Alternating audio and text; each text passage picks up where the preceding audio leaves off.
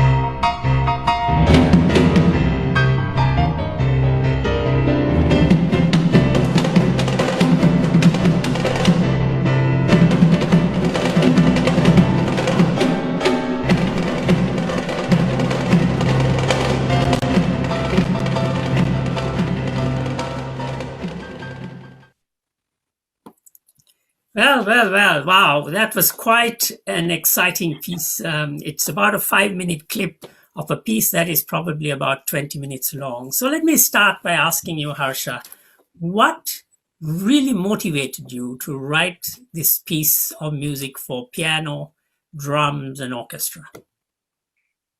Yes, Lal, actually, that's a very important question. I think one of the main reasons that motivated me to write this kind of music, or what we call serious music, as opposed to pop or other forms of music, was that we were lacking in Sri Lanka, lacks in a lot of serious music. We don't have much of a great range of serious music in our serious music repertoire. Only a few composers are, interested in writing serious music. One is actually you yourself, who has contributed very much to expand our serious music repertoire. Then there are many other, as you know, there are many others like Vasantha Fernando, even Kemadasa. Skamadas, Pradeep Ratnaik, so many others. Yeah, And the that's right. Yes, younger composers too, like Lakshan Pereira, Sachitha Fernando. yes, So, yes. Even people like Dilip Kabadamudaligi, though indeed. yes, he's a very capable serious music writer, though he's in pop music. Uh, so one of the main reasons was this lack of music in that repertoire, in that sphere of music You mean in the Sri instrumental Lanka. music? You mean the instrumental music tradition? Especially, yeah, it need not be, yes, not be, need not be, especially instrumental. It could be vocal, serious works, like you have also done. Right. Kemdas has done. I mean, using voices instead of instruments. That voice is also an instrument. And the other thing is that we have a lot of material in our own country. We have elements of folk music. It's like a treasure trove actually. A scholar called uh, a scholar long ago called you know uh, who has done a lot of research. Ulatilaka. He recorded thousands of these songs collected from. He went from like See, Bartok. Yes, like Bartok. He went from village to village and collected so many thousands literally. I mean, we have this material which our composers can use very easily, as material. Yes. CDS So, Kulatrika, yes, CDS Kulatrika made a fantastic, he was a musicologist and collected so much of our folk music and drumming and so on, and wrote extensively on the subject. Yes, indeed. yes. So Yes. that was the main reason, and because Right. and also we have expertise. I mean, like Sri Lankans are very talented. I mean, we have like you and other composers. We have young composers coming up. Tell us a little bit more about the piece. What is the form that you used for the piece? Now, when you talk about in Western music, you have sonata form and rondo form. In Indian classical music, you have the raga and the thala being combined, and there are various rules you need to abide. And so form is an important part of a musical composition. Tell us a little bit about the form that you used in this piece, and then you may also want to expand a little bit about the structure that the piece comes in. Yes, the form is. I was very, like I said, I was very particular about the form in this piece because I didn't want to write another sonata or symphony, because that's why I did not use the sonata form, which is a symphony form. The sonata form is introduction, exposition, development, recapitulation, and then sometimes coda. It can be a short coda or a long coda. I actually have a short coda. So I didn't use this form because I thought, like in literatures, there are writers in English from Asia, So I wanted to be a composer from Asia, but using the Western idiom which is the most, I think, efficient kind of idiom to write music with, So I use this form called Perahara form, which is actually, I think, the closest in Western terms is program music. maybe like Hector Berlioz, I think it's the Symphony Fantastic or Mussorgsky paintings at an exhibition, right? So paintings. But I think closest is Mussorgsky is, but still it's not the form I have. It's not the same form that I have used, because there are sections, different sections, but they are much more less connected than the Western tone poems or Western symphonic poems, because they are not connected thematically, but they are connected in other ways, element-wise. There are elements recurring inside, like seeds, inside the different sections, which of course has to be perceived after some. I mean, the listener will get familiar with it only after getting familiar with it, listening to it again and over again. Like the Perahera, the Perahera is a, it's a procession, world famous procession in Kandy, and it has. If someone sees it for the first time and they see it, they might not understand it. They might think it's a lot of cacophony, like a jumbled up, procession. But we know that after some time, we understand the beginning, the middle, and the end of this procession. So this is why I call it a linear form. Yeah, so Perahera form. That's an interesting. That's good. So you might become the father of the Perahera form as a form in our local music tradition. And I can understand. I mean, you can also think of the Perahera form. You have elephants. Then you have Gaelic comparison. Then you have a bunch of dancers, maybe. Then you have elephants again. You have some nobility going in front, dressed up. And then you have the elephants again, but maybe in different shapes and colors. And then you have another set of maybe female dancers this time, or different. So between, but the elephants are fairly regular happening. So it gives a sense of form, which keeps repeating itself. In a sense, a bit like a rondo form, where you have a theme coming back repeated in slightly different ways. So that's an interesting idea. You should certainly write more about the Perahera form, Harsha. But let me also ask you about the piece again, one more thing, and then we'll play another excerpt of it.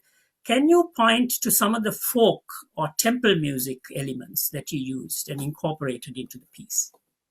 Yes, actually, we have now, as Mr. Gunathilaka researched, we have what we call the Pirit Ose. Ose means style in Sinhala. It's more like the Vedic. It's the same Vedic three notes. Vedic hymns have these three notes, which is, if I play it on the piano, it's. Please do.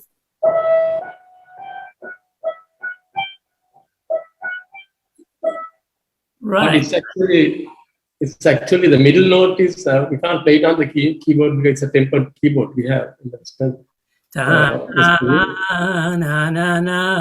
It's not quite it's a little bit kind of sharp. Yes. The upper note is slightly between the two notes. Yes. Is that what they use for Pirit and for other, even some folk singing? Exactly. Yes. What we have Nelungi, which means harvesting songs. Okay. For those, we have hundreds of Nelungi, which is sung by women when they are harvesting. And there we have these melodies, folk songs, which actually are very inspiring. So actually, Wagner wrote symphony with three notes. So we can do wonders with three notes. Yeah. So I tried to, even in my film music, I use these three notes. So that is one thing that I used in this piece. The other thing is like modal modes. We know that the modes actually, though we are familiar with the Greek modes, actually they came from Mesopotamia, and even people like Thales also learned in Egypt and places. So actually these Mesopotamian and the Middle Eastern modes, they went all over. They traveled, we know that the Far East and West, also to the Near East. So actually I feel like using these, I really like to use these modes, which are, of course, you can, in a Westerner can think of it in terms of the Greek modes. That's really easy to think of in terms of the Greek modes. But it can get mixed with the pentatonic scale and give inspiration to folk singers like this one.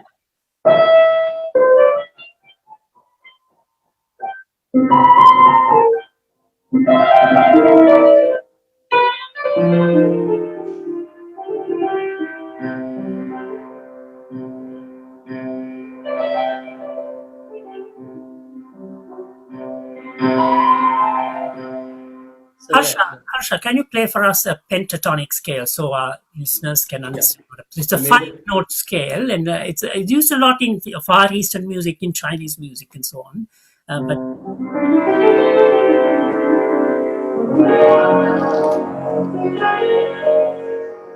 Yeah, good. So basically, all the black notes of the piano, if you like. Yeah. Of course, there's a minor pentatonic also, which is.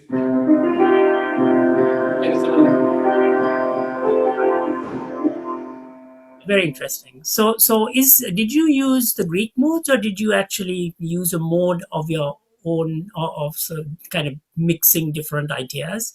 And so, what was that mode? If you can slowly play us the notes of the mode you used for this. Actually, it's in the sense I have like modified normal modes.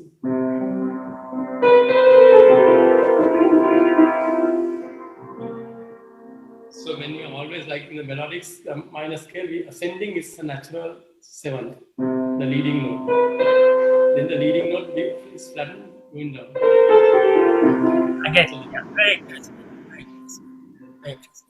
Well, I think it's probably time for us to play another excerpt, and this is an excerpt where all the drumming and all that which you heard has stopped, and the flute then comes in, followed by the oboe. And it leads to an improvisation between the piano and the drums as well. Let's listen to that, and then we can talk about that, Harsha.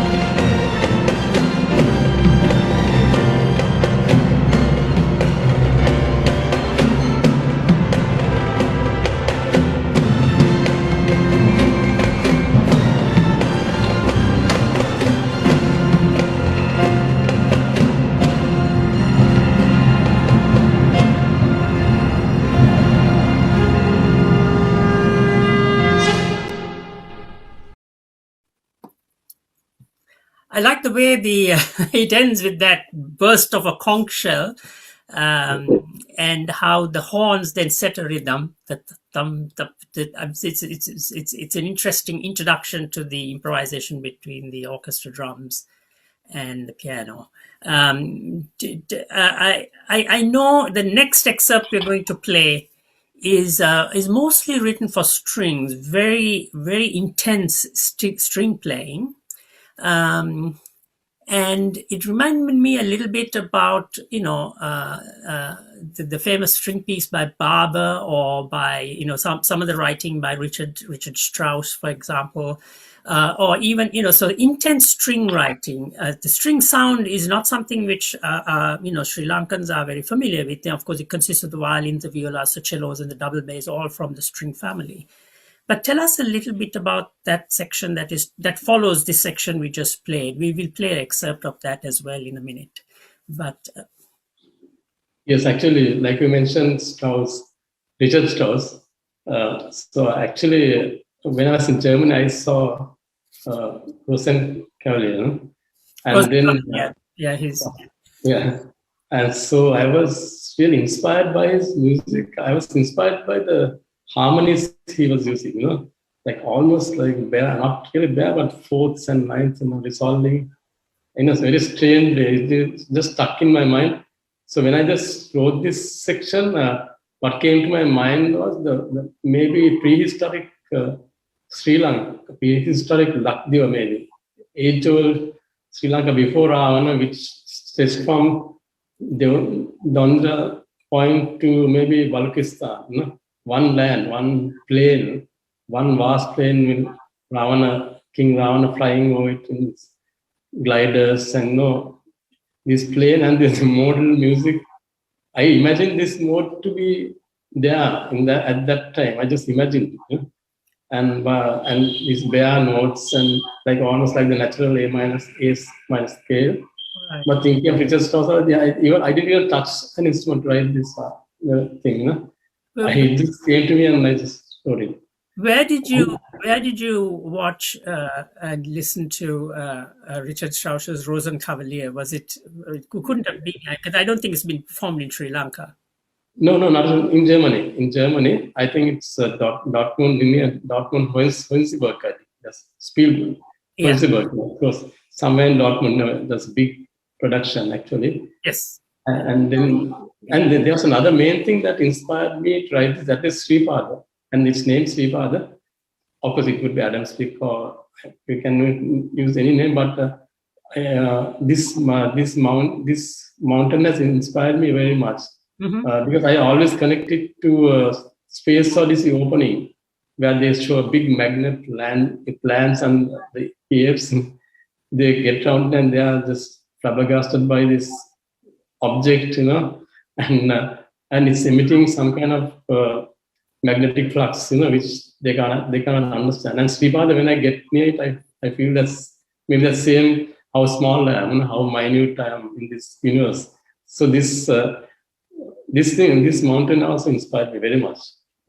No, that's fantastic. So was that the first time you actually listened to a piece, that kind of an extended piece by Richard Strauss live? I mean, yes, first time. But actually, his music did not stick in my mind. But it was maybe the spirit in that music, in the structure and what thoughts were going in his mind when he wrote that. That actually came to me. This brings me to, maybe we should spend a couple of minutes. We have a lot to cover today. I want to also talk about your jazz improvisations and about your film music. So there's a lot to talk about. But maybe in a couple of minutes, if you can quickly tell us, as a child, as you grew up, what were the musical influences? Was it family? Was it your parents, your relatives? What was the background in which you grew up that shaped your musical thinking? Yes, actually, I must give a lot of credit to my aunt, my father's, one of the sisters. She was a brilliant classical musician, and she was one of great teachers in the 1950s. So I was born where she was living at my grandfather's house in Harsha. And what was her name? What was her name? Anne Makalande. Anne Makalande Pereira. She became Pereira. And she could play anything, any classical piece, or you put a sonata in front of her, a new sonata. Unread sonata. She would just good sight reader. Yeah, good sight reader, good improviser. She would play any show tune from, say the South Pacific or Carousel or organ bass or whatever you name it, she would just play it, and she will play it like jazz or standard, like Charlie Kunz playing it, or she will play Mozart like Mozart played it, or Gershwin Gershwin wanted it to sound like. So this influence was there for me in a great way. And the folk music side, of course, came from my maternal grandfather, Victor D. Lanurol. He was a great poet in Bomire and from here, French, I think, and he actually was a great singer, poet, and the Piritos actually, and the Samudra Ghosha Pirita, it's another kind of usage of the Piritose. These things actually kickstarted me, maybe. Now, tell me, but are you also distantly connected, or connected maybe even, to the famous John de Silva, the playwright, and after whom we have a theatre named in Colombo as well? Yes, he's actually Makalande with John de Silva. He's my great grandfather, and he has also influenced me very much because of what I know. I have first-hand information of stories coming down from my grandfather, and I know what it's 9 o'clock. And so these things actually, inspired me a lot. Actually, both sides. Actually, I love both sides. The Western and the Eastern sides, which we are face to face. We composer meets in Sri Lanka. We come across face to face. Right.